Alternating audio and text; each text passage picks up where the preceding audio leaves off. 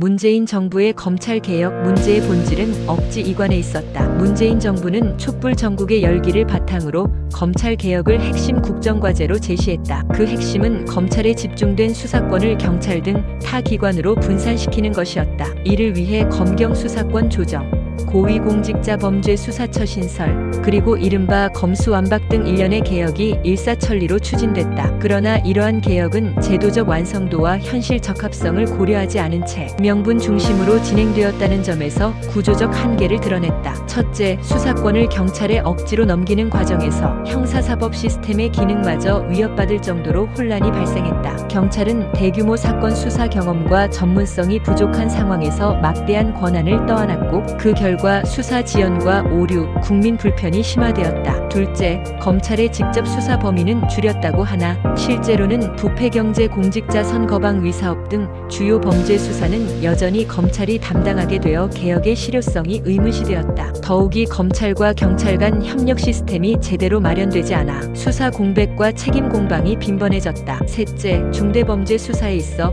검찰과 경찰 모두 명확한 한계를 노출했다. 경찰은 인력은 풍부하지만 경제기업 범죄처럼 정밀한 법리, 해석이 필요한 분야에서는 역량 부족을 드러냈고, 검찰은 수사권이 제한되며 오히려 국민의 권익 보호에 취약점이 발생했다는 비판이 나왔다. 넷째, 국제범죄 조직과 사이버 범죄에 대한 대응 역량도 심각하게 저하되었다. 국경을 초월한 범죄는 고도의 정보 분석력, 수사기관 간 공조, 국제 네트워크 등 종합적인 역량이 필요한데 수사 주체가 분산되면서 오히려 대응 체계가 파편화되었다. 특히 사이버 금융 범죄나 랜섬웨어 공격 같은 고도화된 범죄 유형에 대해 경찰은 수사 기법과 국제 공조 경험이 부족했고, 검찰은 직접 수사권 제한으로 초기 대응과 추적이 늦어졌다. 결과적으로 문재인 정부의 검찰 개혁은 제도 설계보다 정치적 명분에 치우친 억지 개혁이었다는 지적을 피하기 어렵다. 형사사법 시스템의 실질적 정상화와 국민의 권익을 위해 필요한 것은